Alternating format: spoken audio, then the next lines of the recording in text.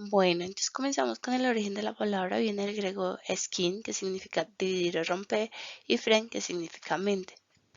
Entonces sería mente dividida. Bueno, pero comencemos. ¿Qué es la esquizofrenia? Según el National Institute of Mental Health, la define como un trastorno mental grave que afecta la forma en que la persona piensa, siente y se comporta. Las personas con esquizofrenia pueden parecer como si hubieran perdido el contacto con la realidad y lo que puede ser pues muy angustioso para ellas, sus familiares y amigos. Bueno, también cabe recalcar que es un trastorno mental crónico, ¿sí? No se cura, dura toda la vida y se caracteriza por distorsión del pensamiento, percepción, emociones del lenguaje y autopercepción. También cuenta pues con algunos síntomas y signos como son los delirios, alucinaciones tanto visuales y auditivas. Bueno, y se preguntarán qué causa la esquizofrenia. La verdad es que no hay un consenso de qué lo puede causar, pero sí hay varias hipótesis y teorías. Entonces, una de ellas es que se pierde el volumen en la corteza cerebral, ¿sí? Específicamente en la corteza prefrontal. Otra hipótesis es que hay un aumento del exceso de la dopamina. Otra teoría nos dice que hay una disminución del glutamato. También se habla de otras alteraciones de los neurotransmisores como la acetilcolina, noradrenalina y serotonina. Otra es que puede tener componentes biológicos, genéticos, epigenéticos, ¿sí? Entonces un ejemplo de esto es la poda sináptica. También tenemos las disritmias talamocorticales, que son unas vibraciones que se hacen en ciertas partes del cerebro, haciendo que esto genere pues el trastorno. También, aparte de esas hipótesis, también hay unos factores de riesgo, como cuáles, que haya una malnutrición materna, ¿sí? Durante el embarazo, que se haga el consumo de sustancias psicoactivas o que también haya infecciones virales durante el embarazo. Tal vez un ejemplo, la influenza. Bueno, este trastorno tiene gran prevalencia en los hombres y en la mayoría se hace de la adolescencia o en la primera etapa de la adultez. Sin embargo, esto no excluye que a una mujer le pueda dar esquizofrenia. Bueno, y ahora vamos a hablar de qué es la psicosis. No hay que confundirse con la esquizofrenia, sin embargo, cabe recalcar que la psicosis es una fase aguda de la esquizofrenia. ¿Sí? Entonces, ¿qué consiste esta psicosis? Es un desapego con la realidad. ¿Sí? Digamos, una persona tiene falsas creencias acerca de lo que está sucediendo o de quién es, que son los delirios, o digamos que ve o escucha cosas que no existen, que serían alucinaciones. Como lo decía, la psicosis no es exclusiva a la esquizofrenia. Hay otras patologías que pueden llegar a la psicosis. Bueno, vamos a hablar entonces de los signos y síntomas. Entonces encontramos dos tipos de signos de síntomas. Tenemos los positivos y los negativos. Los positivos, o también llamados psicóticos, como podemos ver, son la alteración de la conducta y la afectividad, donde vemos un afecto inapropiado a los estímulos y las risas inmotivadas. En este caso podemos dar un ejemplo de una persona que ha fallecido y el familiar, la persona, en vez de pues llorar la muerte, que sería lo más natural, lo que hace es reírse o cantar o hacer actitudes completamente contrarias a lo que se espera. También tenemos alteración del lenguaje, como por ejemplo neologismos, ecolalia o verborrea. Y alteración del pensamiento. Entonces, esta persona puede tener pensamiento disgregado o incoherente, puede tener taquipsiquia, ideas delirantes y alucinaciones y pues los delirios más frecuentes que se presentan son de persecución, de grandeza y celotípicos. Y También vemos la alteración en la sensopercepción, entonces alucinaciones auditivas, táctiles, visuales, olfativas, gustativas y sinestésicas. Hablando ahora entonces sobre los síntomas negativos, vemos principalmente la alteración en la conducta, caracterizada por déficit de autocuidado, inhibición, estupor y perplejidad, disminución de la voluntad y disminución y desinterés en las relaciones sociales. Y también alteración en la afectividad, como alogia, anedonia, apatía, aplanamiento afectivo, sensación de vacío o indiferencia pues ante lo que les rodea, incapacidad como para verbalizar o expresar las emociones y pues impotencia para tomar una decisión o cumplir un acto deseado, pues que sea necesario para el paciente. También tenemos la alteración del pensamiento, entonces este paciente puede comenzar con un, no sé, como un pensamiento, como una bradipsiquia, entonces como un embotamiento mental, como pobreza de discurso, un pensamiento concreto y pobre, y pensamiento enlentecido o inhibido pudiendo llegar pues al mutismo. Y finalmente la alteración del lenguaje que podría ser lenguaje redundante, simbolismo, disartria, obra difemia. Y también tenemos esta catatonía que más que ser un síntoma es un diagnóstico que se presenta en distintos trastornos mentales. Entonces, ¿qué es la catatonía? Es un síndrome psicomotor asociado a una variedad de enfermedades de diferentes causas y la característica principal es la ausencia de actividad. Entonces, este paciente va a tener posturas pasivas contra gravedad, la oposición o ausencia de respuestas ante estímulos, la flexibilidad seria, estereotipias, manierismos y ecofenómenos, y pues otros más. Entonces, esos síntomas que pueden caracterizar de acuerdo a la DMS5, si se presentan 3 de estos, querría decir que el paciente tiene catatonía. Entonces puede presentarse estupor, catalepsia, flexibilidad seria, mutismo, negativismo, adopción de una postura, manierismo, estereotipia, agitación no influida por estímulos externos, muecas, ecolalia y ecopraxia.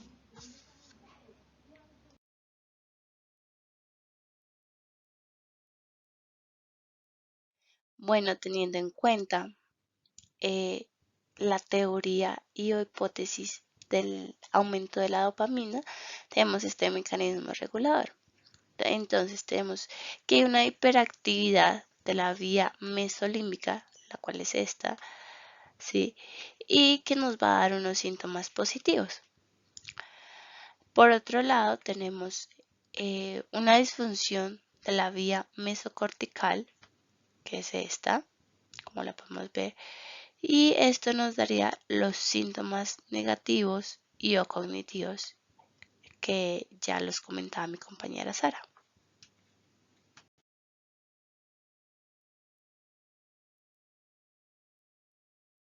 Bueno, en el tratamiento de este trastorno tenemos 3 pilares: la química y la biológica, que va a ser darle y brindarle antipsicóticos, administrarle estos, y también una buena educación para evitar recaídas. El medicamento pues va a ayudar a evitar estas recaídas. La parte mental, entonces también es importante la interdisciplinaridad para manejar este trastorno. Entonces, importante será manejar una psicoterapia, ¿sí? Cognitivo-conductual y una neuromediación, ¿sí? Esta se usa más que todo cuando es una terapia con problemas cognitivos. También la parte cultural y social, ¿sí? Entonces, es lograr esa integración de esta persona en el ambiente tanto social, laboral y sentimental. Bueno, y como lo comentaba antes, el tratamiento vamos a usar antipsicóticos o también llamados neurolépticos. Entonces, ¿qué van a hacer estos? Van a bloquear los receptores posinápticos de dopamina, que lo vamos a ver más adelante. Esto en los ganglios basales, hipotálamo, sistema límbico y tallo cerebral y médula. ¿sí? Hay unos nuevos medicamentos que pueden tener propiedades antipsicóticas en unos receptores específicos de la dopamina, inhibiendo pues la transmisión de impulsos neuronales. Entonces, les voy a explicar. Creo que es importante entender primero la dopamina para poder saber cómo actúan estos. Bueno, pero entonces, ¿qué es la dopamina? La dopamina es una hormona y o neurotransmisión. ¿De qué va a depender esto? De dónde se secrete y qué función vaya a cumplir. Listo. Entonces también la dopamina es conocida como la hormona de la motivación, del amor y de la recompensa. De hecho, es uno de los neurotransmisores de los más antiguos que existen. Bueno, entonces como ya le había comentado antes, los antipsicóticos van a actuar a nivel de los receptores de la dopamina, pero ¿dónde están estos? Tenemos dos receptores, ¿sí? En general hay muchos, pero vamos a hablar solo de dos. Entonces están los D1, listo, los receptores D1, que son los principales excitatorios y casi siempre están de manera posináptica, listo. Y tenemos los receptores D2, que son los principales inhibitorios y como podemos ver están tanto post como presinápticos. Bueno, y también tenemos que hay unos sistemas dopaminérgicos del cerebro, ¿sí? Entonces tenemos la vía mesocortical, la cual es la vía motora, ¿m? Esta azul, que es la encargada, que se llama vía mesocortical, que es la encargada del sistema de recompensa, de la respuesta de recompensa. Tenemos la vía microestriada, que también va a tener funciones motoras, y la vía tuberoinfundibular, que ¿cuál va a ser esta? Esta es la que va a hacer la secreción de hormonas, ¿vale? Entonces estos son los sistemas dopaminérgicos del cerebro. Entonces los antipsicóticos que van a hacer van a bloquear los receptores dopaminérgicos que están en estas vías que les acabo de mostrar. Entonces hay que tener en cuenta que cuando se administran estos medicamentos, estos medicamentos van a afectar todos estos sistemas, entonces vía motora, sistema de recompensa y la secreción de hormonas, ¿vale? Bueno, y antes de empezar con el tratamiento antipsicótico, ¿sí? De darle estos medicamentos a una persona, hay que hacer unas pruebas, ¿listo? Entonces, como es el peso y la presión arterial, el electrocardiograma, especialmente cuando se va a administrar aloperidol. También es importante hacer un recuento sanguíneo completo, porque ejemplo, como la clozapina, pueden llevar a que las células del sistema inmune dejen de aparecer en la sangre y dejen de producirse. Entonces, por eso es importante tener un recuento sanguíneo completo. Otras pruebas como la creatinina, urea y electrolitos, la función hepática, la glucosa, ¿sí? Porque medicamentos como la olanzapina y clonazepina van a hacer que se aumente la glucosa. Listo, entonces es importante tenerlo en cuenta. También pues una prueba de lípidos y prolactina. ¿Por qué? Porque hay algunos medicamentos que pueden causar una hiperprolactinemia. Bueno, entonces, en los antipsicóticos tenemos subgrupos. Uno que va a ser llamados de primera generación o atípicos. Entonces, ¿estos qué hacen? Reducen la neurotransmisión en las 4 vías dopaminérgicas que vimos antes y también van a bloquear algunos receptores como histamina 1, M1, alfa 1. ¿Listo? Y ya tenemos el otro grupo que es segunda generación o atípicos, que es lo bueno de esto, que tienen un menor riesgo de efectos extrapiramidales. Entonces, hablando específicamente de cuáles son los efectos adversos de la primera generación o típicos de los antipsicóticos, que son, pues, como sabemos, el tratamiento ante los trastornos esquizofrénicos o la psicosis, por ejemplo. Entonces, en general, este grupo de antipsicóticos tiene los mismos efectos adversos por el mismo mecanismo de acción que presentan. Y esos efectos adversos son efectos extrapiramidales, como Efectos extrapiramidales podemos ver 4 principalmente. La distonía, que sería la rigidez muscular, la discinesia, que sería la rigidez, el temblor y la marcha arrastrada, la acaticia, que significaría la inquietud o la imposibilidad de la persona esté quieta, y la discinesia tardía, que sería un trastorno del movimiento de inicio tardío. Este trastorno del movimiento de inicio tardío sería como movimientos involuntarios, como por ejemplo pasarse la lengua por los labios, hacer muecas faciales, sacar la lengua, retorcer la lengua, ¿sí? Son movimientos así, pequeños pero son involuntarios. Y tenemos otro efecto adverso muy grave, que es el síndrome neuroléptico maligno. Este síndrome es un efecto colateral potencialmente mortal de estos fármacos, y los síntomas son fiebre elevada, rigidez muscular, inestabilidad autónoma. Entonces, hablando digamos, la presión arterial, la diaforesis, piel pálida. También puede tener un trastorno confusional, una imposibilidad de hablar, temblor, digamos, pues va a tener elevación de la concentración de enzimas que pues van a mostrarnos una lesión muscular. Y pues la temperatura puede llegar hasta el 42,2%. Pero pues esto es muy escaso, es el porcentaje, 1% de los pacientes que toman estos antipsicóticos pueden presentar o llegan a presentar este síndrome neuroléptico maligno.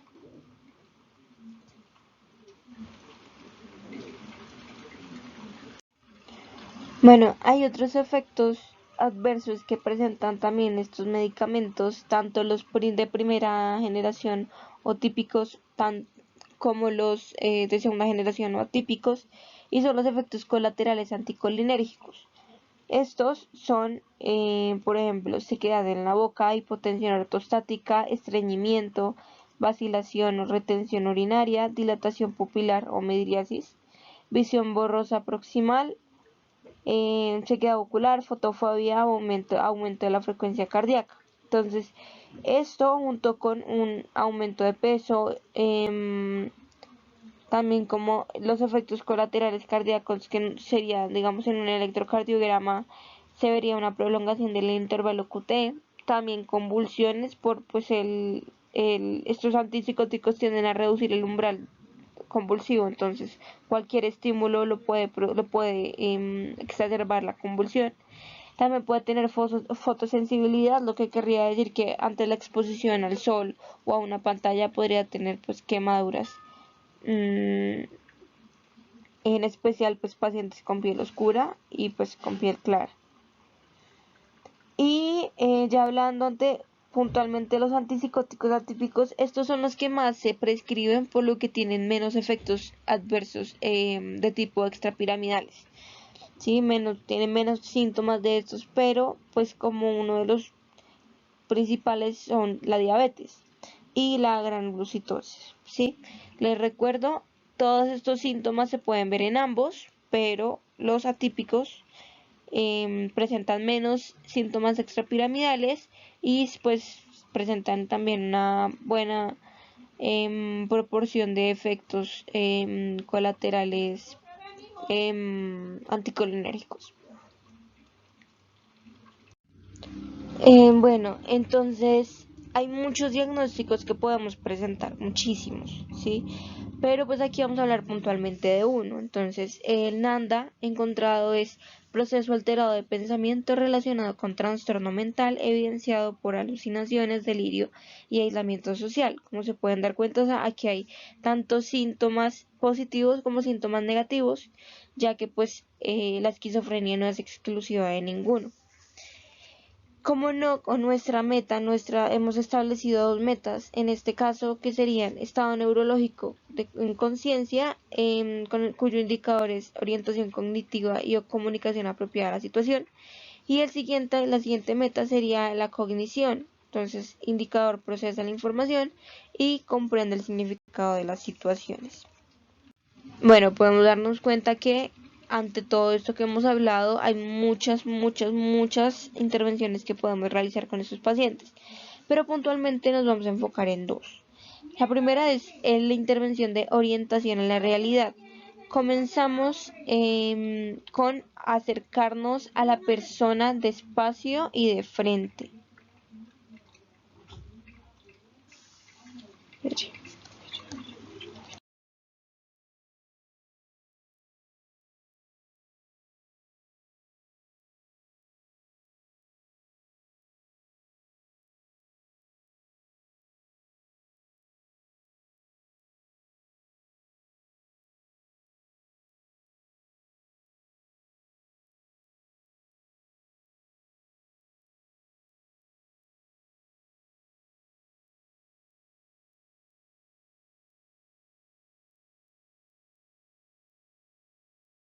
Bueno, aquí tenemos un ejemplo de una persona famosa, la cual tenía trastorno de esquizofrenia. Su nombre era Louis Wayne y entonces era muy famoso por dibujar gatos. Sí, entonces aquí vemos la evolución. Él siempre en su cabeza estaba que dibujaba gatos. Vemos aquí la evolución de cómo va pasando, ¿sí? Cómo se va alterando su realidad hasta llegar a algo completamente abstracto que no tiene nada que ver con un gato. Gracias.